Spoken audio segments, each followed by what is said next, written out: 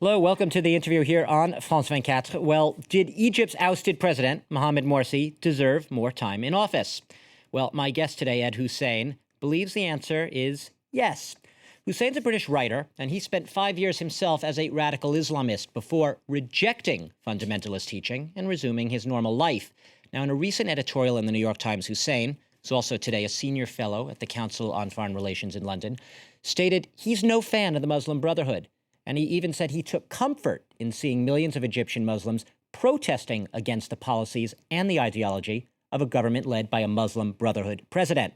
But that, he says, doesn't mean that ousting Morsi was necessarily a good idea. Why? Because for all of Morsi's many mistakes and society's legitimate grievances, Hussein believes Morsi deserved a chance to perhaps fix things, and that change by mob violence rather than at the ballot box is ultimately the wrong kind of change for Egyptian society.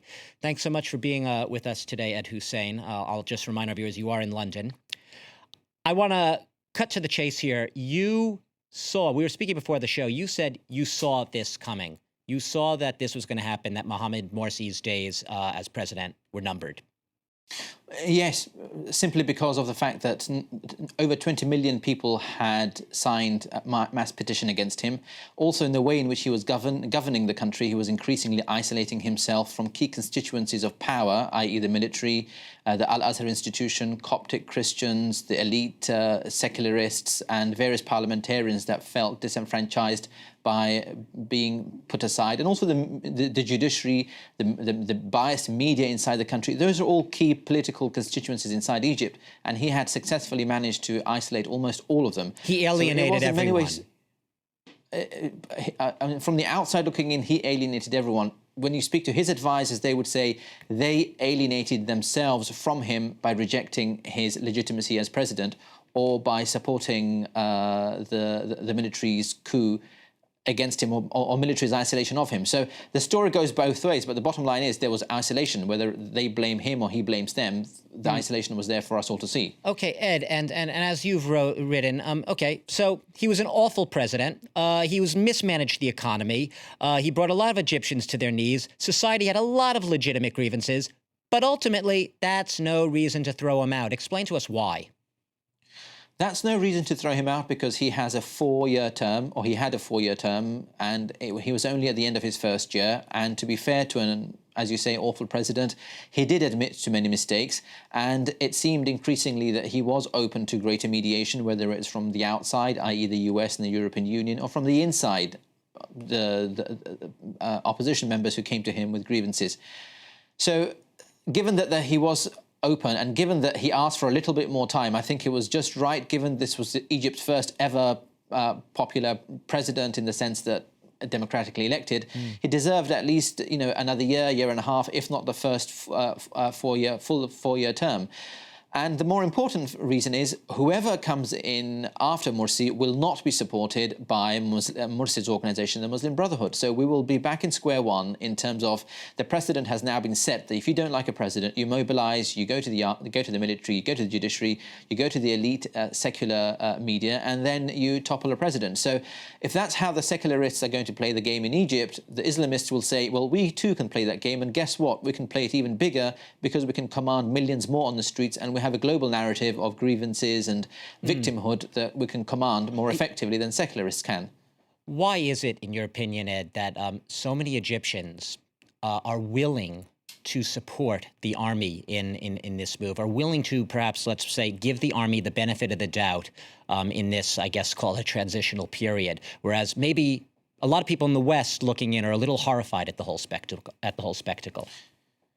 Yes, you're absolutely right. And I think lots of people in other countries, including, say, Turkey, are horrified by what's going on. But the Egyptian military is perhaps unlike many other militaries in the region in that it has deep ties inside of the country. Most Egyptian men go through a 2-year military training period. Most Egyptians have either cousins or older brothers or fathers or uncles in the Egyptian military. The military has been running the country for the last 60 years. Military people are seen as the strong men who have held up the country in defense against Israel. And the military delivers important tangible things on people's doorsteps, i.e. the military controls almost 40% of the economy, including water and gas. So the gas canisters that the Egyptians have, or the water that they drink, is delivered by companies that have huge military investment, manage those utilities. So Egyptians, at almost every juncture in their life, interact with the military in a way that is very personal. But from what you're saying, I mean, what you're doing is going to the heart of another issue, that the military is extremely involved in business. And it would seem, is it not a little disingenuous when the military officials stand there and say, we're not interested in meddling in politics, we're just interested in playing our traditional role, protecting the national interest? They have tons of vested interests, don't they? Absolutely, nothing could be further from the truth. And we saw that when the constitution was being written last year, the Egyptian constitution that's now been apparently overthrown and nullified and put to aside. The Egyptian military went out of its way to ensure that there were clauses and provisions in the constitution that allowed for the military being beyond any civilian scrutiny of their funding, of their assets, and of their behavior.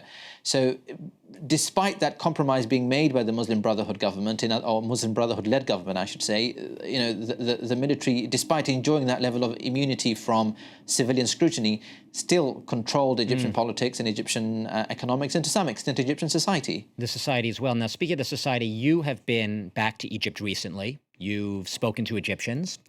And I'm just being curious, from your informal discussions with people you spoke to, how many do you think like you, that, okay, Morsi has been a questionable president and he has had some mistakes, which he acknowledges, but like you said, but that he should have had some more time to fix it?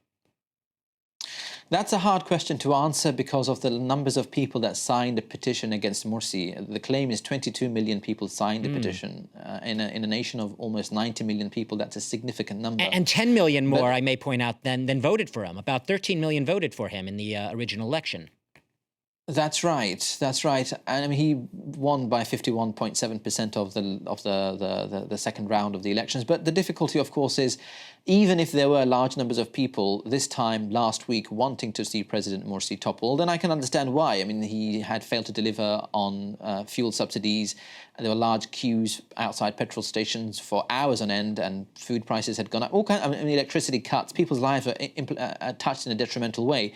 The bottom line is, today, those very same people are already regretting. If you go onto social media and see the voices that supported the toppling of Morsi are now regretting empowering the military coming back into power in such a naked and open way. They were already in power, let's not fool ourselves, but they had taken a back seat. But now that they've come back into the front seat again and are opening fire on innocent protesters that happen to be Muslim Brotherhood people, I think is setting a very dangerous precedent for what comes, and it rightly worries millions of Egyptians as to the direction of their country. What about, and you've written about this as well, the risks of growing radicalism, further radicalism? The Islamists, who might have been willing to give democracy a chance, now basically saying, you know what, been there, done that, didn't work. You see what happened. They were toppled. So now they might go to violence. That's exactly right. And they've got Al-Qaeda and others pointing the fingers at the so-called democratic Islamists, those who wanted to work through the system, pointing fingers at them and saying, we told you so. We told you that Islamism, the modern political ideology, does not work within a democratic framework. And here you are, you went into power, you compromised, you accepted in broad terms a secular constitution in a secular parliament in a secular country, and look what happened. You've been overthrown in a disgraceful way. And people who support Morsi, some of them more radical and jihadi, have already come out and said that they're going to be committing acts of violence and terror. Today in Cairo, we're seeing people, before they go onto the metro, being searched, the bodies searched in a way that they weren't before, because there are genuine fears of suicide bombings. So already signs of that radicalism. Already signs. Absolutely. Within 3 days, we're seeing real signs of radicalism emerge, and Gamal Islamiyah and others openly saying that they are now at war with the Egyptian military. Now, when those organizations make those kind of remarks, as they did in the past, we saw blood on the streets, and we are increasingly seeing younger members of the Muslim Brotherhood feeling angered, alienated, let down, rejected, and a sense of frustration in the political process. How can you throw them out of the political process and then ask them to come back into the process? On what grounds? What's shifted? What's changed? So their claim is, we can't trust the system, we'll fight the system. Let me ask you this. Some people will say, take the devil's argument, devil's advocate, Egypt's a long game. Revolutions don't happen in one step, even two phases. Look at the French Revolution. We're in the very early stages here. And at this point, for better or for worse, you need the army. It's the only institution in town. It's the only game in town to protect that national interest. Ultimately, though, Egypt will come around, and maybe the Muslim Brotherhood won't be electable. See, that was the argument that was made in 1952. That the military is here only for a temporary period of time. And that's what they promised, that they were only here to protect the revolution, they will be out of the way, and they will hand over government to a civilian authority. The problem is, since 1952, the military has gotten richer and richer on the backs of the Egyptian people and the Egyptian economy. It's got no incentive whatsoever to walk away from politics and hand it over to civilians and be subservient. There's nothing that will, I'm sorry to interrupt, there's nothing that will break the cycle, in other words, as you see it right now. The cycle breakers are the outsiders, the international community, the investors, the givers of aid, and their attempt to want to mediate in all of this. But the Egyptian military has the trump card, and the trump card is Israel. Any attempt to break the military's back and any attempt to get the military to be subservient to civilian rule has resulted in the military saying, well, we can't trust these civilians because ultimately they will not keep the peace with Israel, and therefore the West has continued to give them aid in the numbers that it has. But the problem, of course, is that argument is weak because we saw the Muslim Brotherhood government or the Brotherhood-led government by Morsi uphold that peace treaty with Israel. So the military is looking increasingly weak in the outside world, but it continues to maintain control inside the country. And I hate to draw this analogy, that's exactly how Syria looks. Very weak internationally, but inside the country, Assad has control.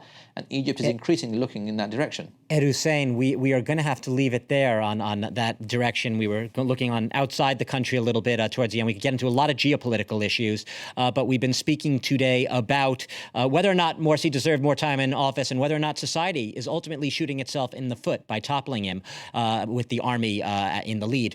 Thanks very much, Ed Hussein, Council of Foreign Relations in London, for joining us on the interview here today, and thanks to all of you for watching.